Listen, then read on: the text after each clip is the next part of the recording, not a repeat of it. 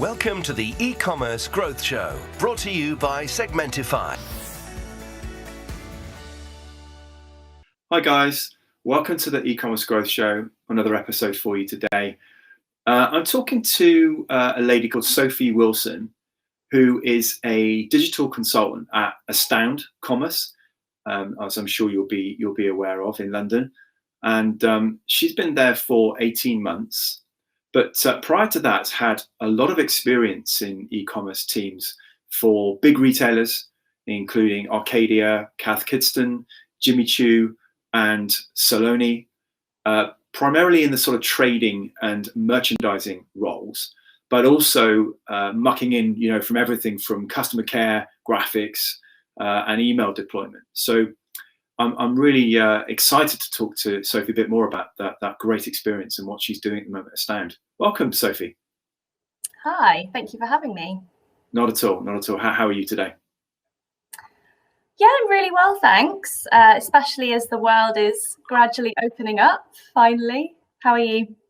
Yeah, similarly, it's nice. It's the sun's out. I mean, it's a bit cold still, but it's kind of bright and as you say, the world's sort of opening up a little bit, which is great. So just to sort of kick off as a bit of an icebreaker, really, we mentioned in the intro that you spent some time at Jimmy Choo. Tell us a bit more about that experience. Yeah, so I actually applied for work experience there when I was 15, and I think it was initially in the design department. I wasn't really fussed about my career ambitions at that point, to be honest. I just thought it sounded very glamorous and exciting, and compared to everyone else in class, it was very exciting. But I ended up doing a lot of cross-departmental stuff and helping the website, which at the time was barely operational and very primitive and run by one person who would be my future boss in years to come. So yeah, that was the start of my e-commerce career, and extensive shoe collection as well. So I was going to hope you get some bargains out of it. I did, yeah. So you must have seen, that must have been such excellent experience for you to start at the ground up and see that transformation over the years, right? Yeah, it's crazy, and I'm not really sure, the details of what I was doing. I think it was very manual. Creating a lot of random content for the site at the time. And it was only, a few weeks when I was 15, but I actually revisited it post-university and did a proper e-com internship and then worked for all those different brands. But it's been so interesting seeing how e-commerce has grown and the teams and the functions have grown as well. Oh, no, completely. I'm sure. So let's sort of move on to the main sort of subject we were gonna chat about today. So obviously we're seeing some light at the end of the tunnel. We've got some non-essential retail opening just this week, so obviously Astound, historically big SI, massive e-commerce player out there in the world with some massive clients, and obviously you're really talking a bit about going back to kind of the importance of omni-channel, which absolutely, as things are opening up, and there's been such a tension and such a lot going on in terms of everyone been talking about like the acceleration to e-commerce and the fact that kind of bricks and mortar is kind of being left behind and sort of dying. But you're really saying in this chat that, hold on a minute, you're a big advocate and champion of the entire omni-channel operation, if you like. So I'd be interested to bring that to the table in terms of what you guys are doing. What are your thoughts and strategies around what is going on with respect to the other side of the fence? Why don't you start just by diving in and giving us a bit of a summary as to how you guys are feeling about that at the moment? Yeah, sure. So as you were saying, the pandemic has accelerated e-commerce. But what we are trying to emphasize is that the stores need to be online's best ally to create this user experience. That's really the point we're trying to drive home. And it no longer makes sense to have these competing models of store versus online, which is definitely what I experienced when I worked on the client side. Yeah. And at Astound, it's been really clear who the winners are and who the losers are, and those equipped with omni-channel, at least with their strategy, are really coming out on top, because consumers, as we know, want more choice and flexibility, and they'll also spend more across these channels. So that's how we're trying to support clients. And we also argue, and we say this time and time again, that stores should be treated as marketing and loyalty opportunities effectively. So allowing customers to browse in store, they might pay later online. It's providing an opportunity for users to engage with products, and that all contributes to a positive brand experience. And then you've got obviously the more pragmatic functions of fulfillment and contactless payment. So it's really interesting. And I would say our clients are really focusing on retention strategies and leading with the what's in it for the customer, rather than, let's drive sales, which is, obviously really important, but secondary to the vision for the best user experience across all touch points. And then subsequently, we're seeing a lot of interest in omni-channel technologies and how can we really focus on this now. It's been really interesting. Yeah, I suppose it makes a lot of sense. I mean, what we've seen clearly is where some of the big stalwarts have really struggled to balance online with offline, and sadly have failed, or fallen prey to it. But of course, it's not all doom and gloom within that world. There are some really fantastic positive stories that have come out of certain brands that have really been able to navigate through this successfully. And I suppose it's with those kind of brands in mind that you're talking about the importance of this omni-channel type experience. Whether it be Next would come to mind as quite a big one. Particularly, I think just recently they were talking about bringing mini garden centers into their stores. Can you believe? Which I thought was a really interesting kind of move. I think partnering with B&Q, Kingfisher, to do that. I mean, you mentioned about, very quickly before you go into that, this kind of siloed type situation between online and offline, and you've obviously experienced that. I do find it odd, and also I have an affinity with it, because I've been in, for my sins, sales for many years, and you always find that everything is a cost center. So rather than looking at things holistically, a business all too often says, right, here's a silo, partnerships, here's a silo, outbound, inbound, whatever. Are they making money? Are they profitable as an individual? And sometimes that might fail, because you're only looking at that entity and seeing whether it's making you money or not and a return. Whereas, is there a holistic thing going on? In terms of what you were talking about, is it the same sort of thing? I mean, why would you have an offline and online team competing against each other? I mean, just purely from experience, it's just like you were saying, it's driving revenue and go and who's got the biggest sell-through rate on this certain product range, and not necessarily thinking about the stock as a whole, the vision as a whole. But it's definitely something that, I think our clients are surprised when we're often, saying to them, what is your vision for the experience, and how can we map out the processes across inventory, logistics, brand experience, so that it is this holistic, experience, because retention and lifetime value of the customer is really important. It's not just short-term wins. So, and as I keep saying, like, the pandemic has definitely highlighted that. Yeah, definitely. Have you seen any sort of cultural shifts then? Because, obviously you've been in the front line for many, many years, and as you say, when you were young, you saw it. So have you seen mentalities change in terms of it actually looking at the model of online versus offline and embracing that new holistic type model, which would probably make logical sense to the likes of you and I now? We have definitely. More recently, clients are coming to us asking, how can we recreate the in-store experience online? So that's really positive. Definitely. Yeah. No, it's interesting. It's very interesting. So, I mean, going to a kind of one of the areas of the omni-channel experience. What would you say are the biggest challenges in omni-channel, in your opinion? I think, as you were saying, it's definitely a culture shift, and yes, dishing out advice, for businesses to adapt is easier said than done. I would say it's collaboration and communication, like we were talking about before, transformation, and then obviously tech integration. It's a huge upheaval for businesses. Then you've got logistics, so getting the basics right, so integrating the store into supply chain for deliveries and returns.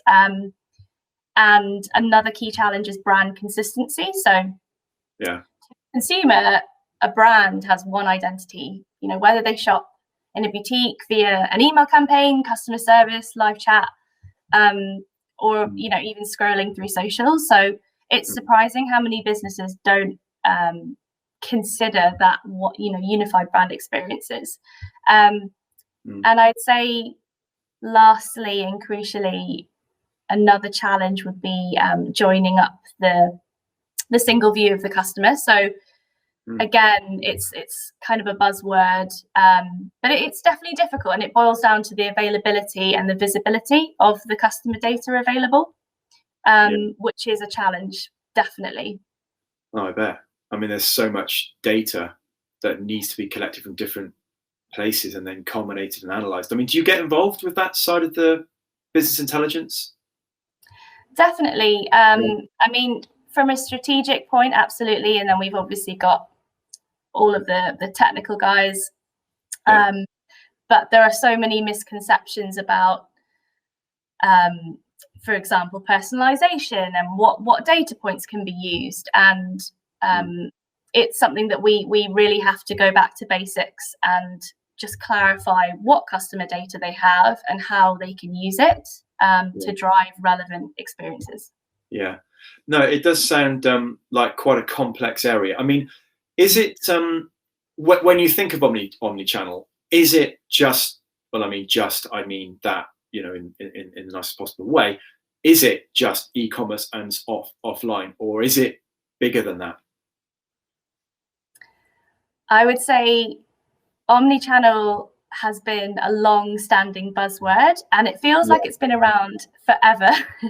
And I think we need to broaden the definition, obviously, to include store and online, but more touch points. So social media, marketplaces, podcasts, all kinds of touch points. And I'd also add to that I think it's not just the definition, it's what the definition has more weight and importance behind it now. So yes, it's about presenting a brand, products, services, etc., consistently across channels. But ideally, an effective omni-channel strategy will again centralize that customer intent data, and again put the customer first. And I think previously omni-channel was just we've got these channels that makes us omni-channel, but no, it's more than that.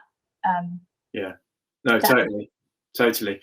So I mean, I know you touched on it earlier, but like from a practical point of view, obviously you've been in this world for a long time and working with your clients now.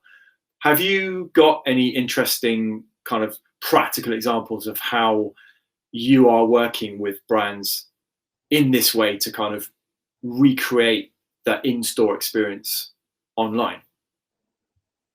We do, and we're getting more and more interest on it, which is great. That's definitely the ambition, to recreate the in-store experience online. So again, to state the obvious, online users will compare prices and options and research more and consult influencers. In person, it's about talking to staff and just having a sensory experience. So what can fill the gaps with that? It's a lot of the time augmented reality and virtual experience. There are lots of snazzy technologies that can do this. and can be appropriate depending on what's feasible for different businesses. But going back to Astound, we have seen a few beauty clients actually really executing virtual try-on and virtual consultations really well. They've seen strong engagement. It's an area that's getting more and more interest. But then I would also say a lot of clients are now coming to us and saying, we want personalisation.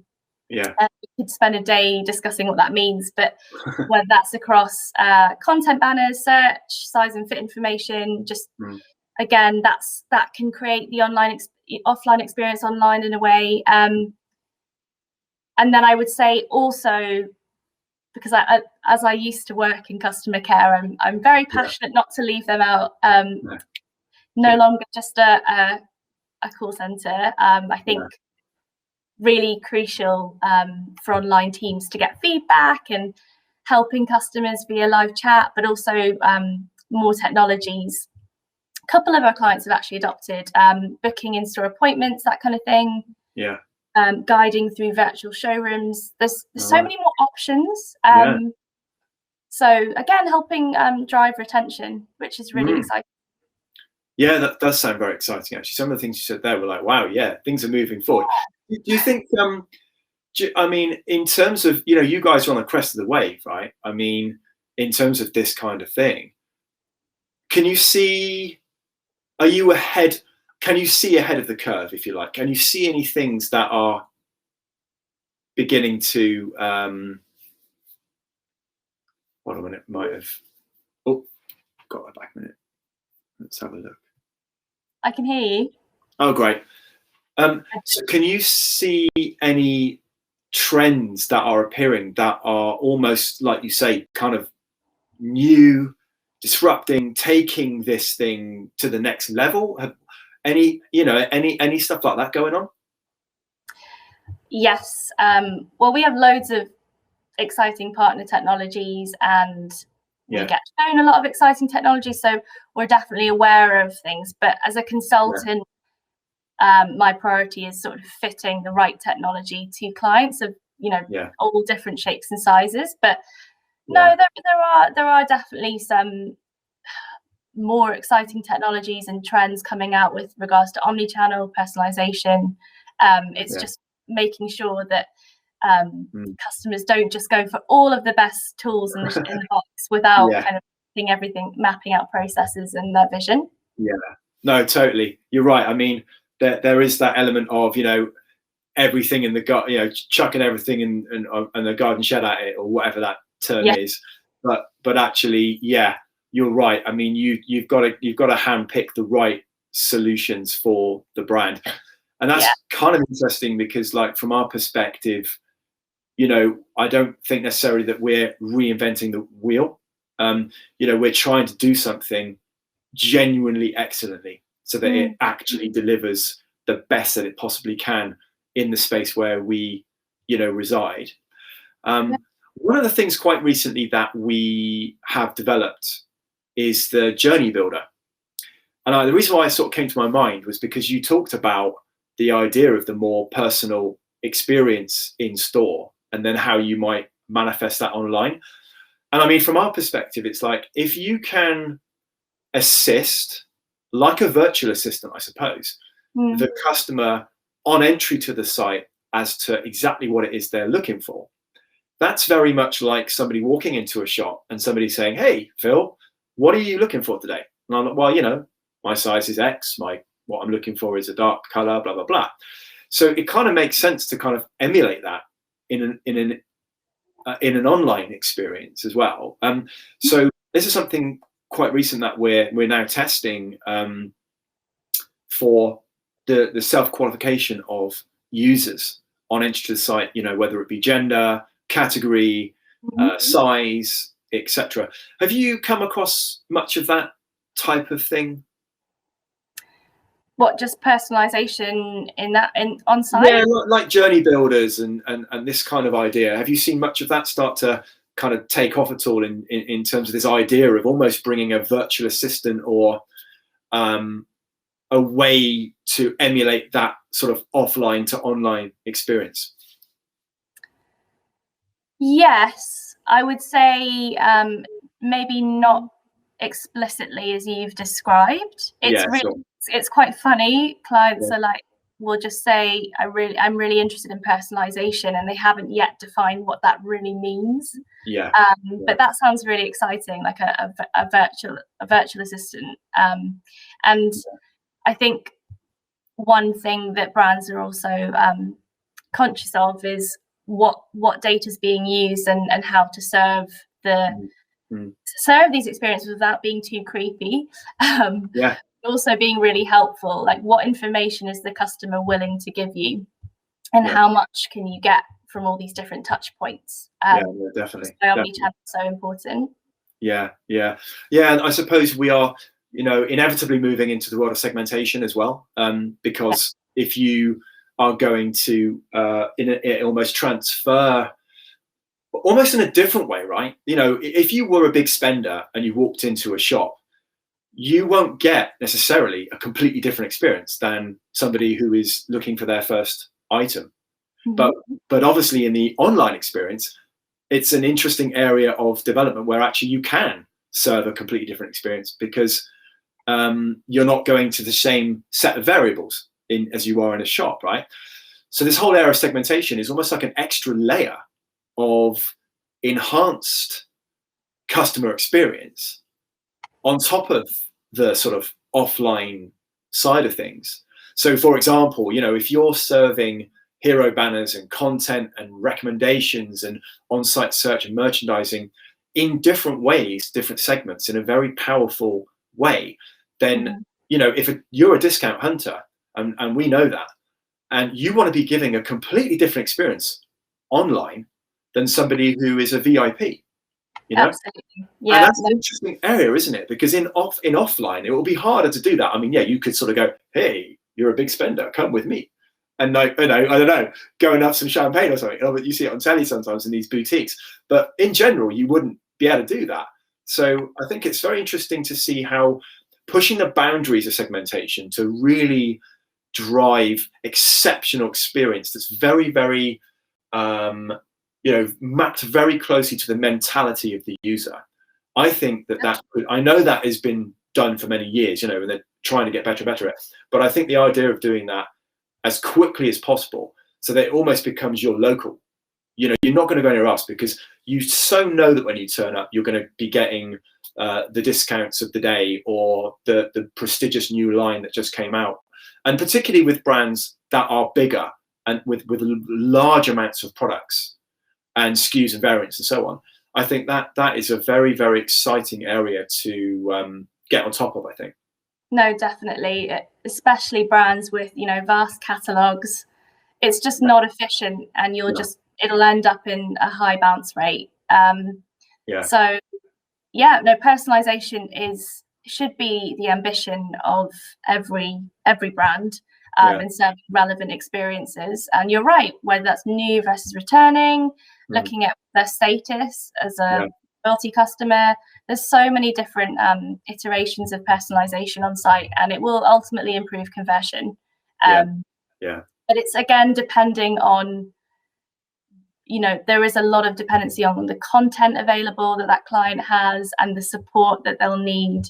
It really varies across different businesses. Yeah, totally. I know what you mean. I mean, I've had a few chats with some people that are, working at enterprise level with some of the bigger brands in the country, obviously globally. And they say the same thing, actually. They say there are some really fantastic agile technologies that are really sort of pushing the boundaries in various different ways. But actually, sometimes we've got to come right back to the beginning and sort out like the whole cultural element and the nuts and bolts of how you can start to begin in this world before anywhere near any of this other groundbreaking stuff that's going on. So it must be an interesting kind of world where, yes, you're excited about technology, but also there's an awful lot more kind of almost cultural management, people management, and so on as well. Do you find that from your perspective that there's quite a lot of that to balance in your role? Definitely. We spend a huge amount of time trying to find out what is feasible for each business, each team. Yeah. So much time. You know, if someone comes to us with a list of extensive roadmap items, so really you really need to take them back to the basics and of what's achievable for them and what they want to achieve. And we'll help them with the support to get there. Definitely. Yeah, no, that sounds great. I can see from chatting to guys like you, you know, the importance of the consultancy element of this, especially when the brands get bigger and complicated and so on as well. Exactly. And I think the great thing about the consultants at Astound is that we're all ex-practitioners, so we're all very, very sympathetic to our clients. So for me, that's you know, the trading, merchandising, content teams. I completely understand it's overwhelming, but we'll help them navigate to the tool that best suits them. Yeah. No, and it's nice that, like you say, you aren't coming from a place where you're in an ivory tower. You know, you've been there, you've done it. You know, you've been on the front line for many years. I find that's always a brilliant place to lead from.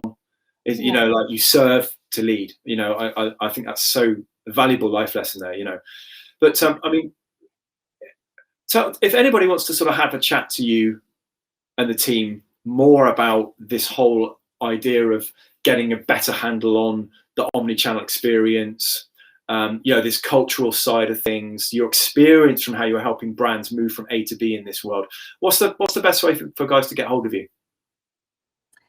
Yeah, sure. So I'm more than happy to answer any emails. It's s.wilson@astoundcommerce.com, or you can find me on LinkedIn. I think there are lots of us, but I'm the only Sophie Wilson at Astound. So yeah, happy to answer questions.